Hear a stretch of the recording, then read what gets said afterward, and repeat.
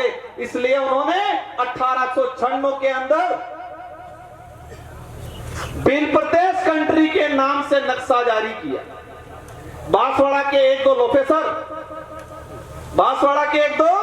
लोफेसर और हमारे पड़ोसी लोकसभा के सांसद में नाम नहीं लेना चाहूंगा, नाम इसलिए नहीं लेना चाहूंगा कि मैं मेरी जबान को गिराना नहीं चाहता उनका नाम लेके। क्या बोल रहे हैं कि राजकुमार रोड पे राजद्रोह का मुकदमा दर्ज होना चाहिए, ये बोल रहे हैं ये लोग। किस बात के लिए बोल रहे हैं कि उसने कंट्री का नक्शा जारी किया। आप तो लोफेसर हो, आप तो अधिकारी हो के नेता बने हो। कंट्री का अर्थ होता है एरिया, क्षेत्र होता है, न कि देश होता है।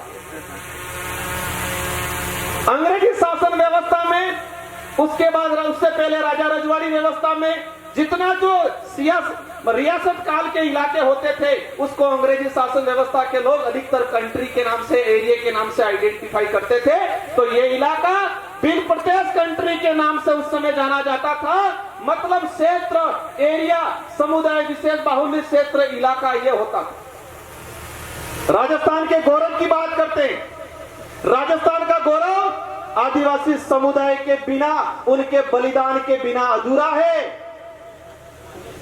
1576 के अंदर हल्दी घाटी के अंदर महाराणा प्रताप के साथ कंधे से कंधा मिला के अगर वहां के आसपास के भीलों ने साथ नहीं दिया होता तो वीर शिरोमणि महाराज महाराणा प्रताप आज देश नहीं पूरे विश्व में महान माने जाते हैं। इसका सबसे बड़ा श्रेय जाता है भील समुदाय, क्योंकि गले भीलों ने कटवाए।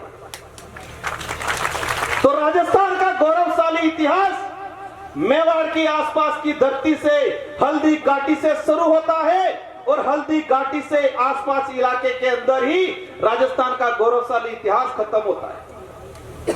राजस्थान के गौरवशाली इतिहास, मेवाड़ के गौरवशाली इतिहास की बात करते हैं, लेकिन इस गौरवशाली इतिहास को बनाने में इन भील समुदाय हमारे पुरखों ने साथ दिया था। लेकिन आप लोगों ने आजादी के बाद अत्याचार, शोषण करने का काम किया। आज सबसे ज्यादा इस इलाके के अंदर भील प्रदेश की बात उठ रही है। अगर वर्तमान सरकारें, संचालक महोदय समय हो रहा हो तो मुझे थोड़ा इशारा कर देना 2 मिनट पहले। आज सबसे ज्यादा डिमांड उठ रही है,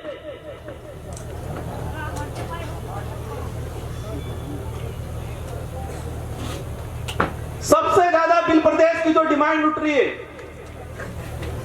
अगर वर्तमान सरकारें या आजादी के बाद से आज तक जो सरकारें बनी, इन सरकारों ने आदिवासी समुदाय का भला, उद्धार करने का और संवैधानिक अधिकार लागू करने का काम किया होता तो साथ जनता हमको नहीं देती, उनको देती।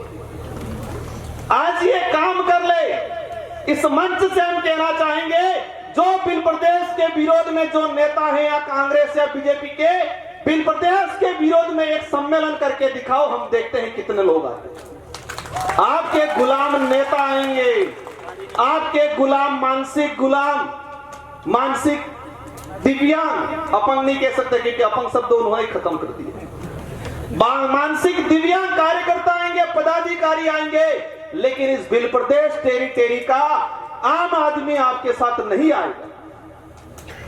गौरवशाली इतिहास की बात करते, राठौर साहब को जानना चाहिए, जिस महाराणा प्रताप के नाम से ये मूंचे उमालते हैं, अगर ये भील नहीं होते तो इतिहास नहीं होता, और ये इतिहास नहीं होता तो आज राजस्थान का गौरवशाली इतिहास के नाम से ये मूंचे नहीं ताड़ते। क्या स्थिति बना रखी है इस इलाके के अंदर? राजस्थान का सबसे पिछड़ा इलाका कौन सा है? यही ट्राइबल इलाका। शिक्षा की दृष्टि से सबसे पिछड़ा, स्वास्थ्य की दृष्टि से सबसे पिछड़ा, कुपोषण सबसे ज्यादा, बेरोजगारी सबसे ज्यादा, पलायन दूसरे शहरों में, दूसरे राज्यों में सबसे ज्यादा इस इलाके से। मध्य प्रदेश का सबसे कुपोषित इलाका, सबसे अशिक्षित इलाका, सबसे स्वास्थ्य की दृष्टि से कमजोर इलाका, यही झाबुआ, अलीराजपुर, रतलाम हमारा जो भील प्रदेश टेरिटरी के अंदर। गुजरात का देख लो, गुजरात के विकास मॉडल की बात करते हैं। गुजरात में आज भी वन विभाग के अंदर 1 लाख आदिवासी परिवार आज अपना घर बना के बैठा हुआ है, आज उनको पट्टा नहीं मिला है।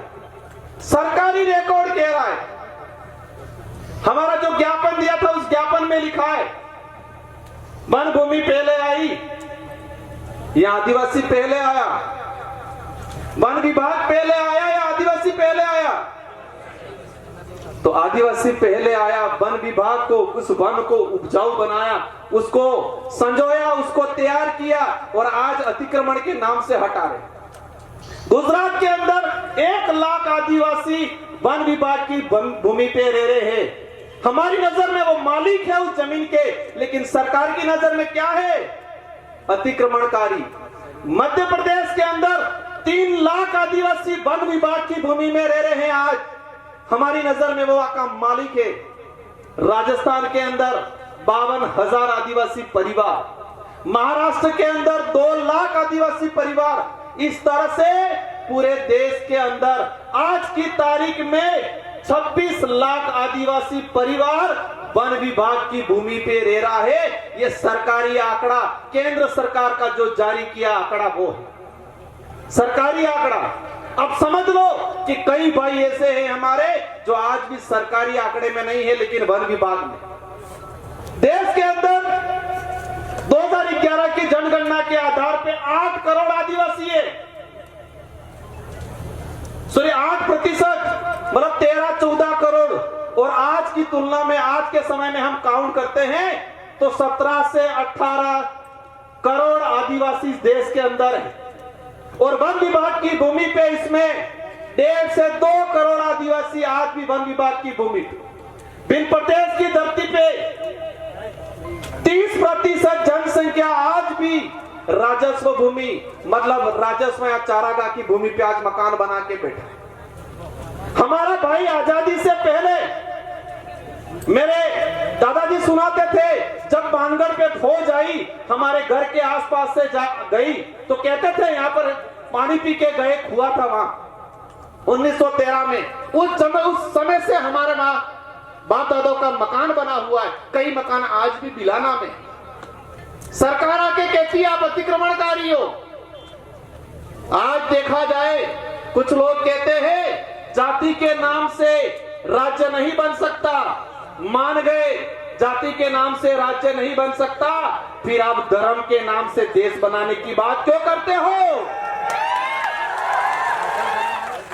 जाति के नाम से राज्य नहीं बन सकता, मान गया मैं, फिर धर्म के नाम से हिंदू राज बनाएंगे, ये बात क्यों करते हो? क्योंकि इस देश के अंदर सभी धर्म के लोग रहते हैं, सभी जातियों के लोग रहते हैं। भिन्न प्रदेश जो डिमांड है वो डिमांड सांस्कृतिक आधार पे है। संविधान की अंदर अनुच्छेद 2 में 3 में भाषाई आधार पर राज्य बन सकता है। एक सभी अपने दिमाग में डाल दे, क्योंकि आप लोगों को गुमराह करते हैं, कहते हैं संवैधानिक दृष्टि से ये सही नहीं है। पहले संविधान पढ़ लेना चाहिए उन लोगों को। भाषाई आधार पर राज्य बनता है। डूंगरपुर नो कालियो नो दाहोद नो कालियो हर का बोले नहीं बोलता है। सांस्कृतिक आधार पे राज्य बनता है। बांसवाड़ा नो कालियो, न्याजा जाबुआ नो कालियो, रतलाम नो कालियो हर का कोई कपड़ा पहन नहीं पहनता है। भौगोलिक आधार पे इस इलाके का, आज दिल्ली की तरफ से लोग आते हैं, नॉर्थ ईस्ट के लोग आते हैं, उधर साउथ के लोग आते हैं, क्या कहते हैं राजस्थान तो रेगिस्तान होगा, ये समझ रहे हैं अपने इलाके में आके। राजस्थान को किस नाम से?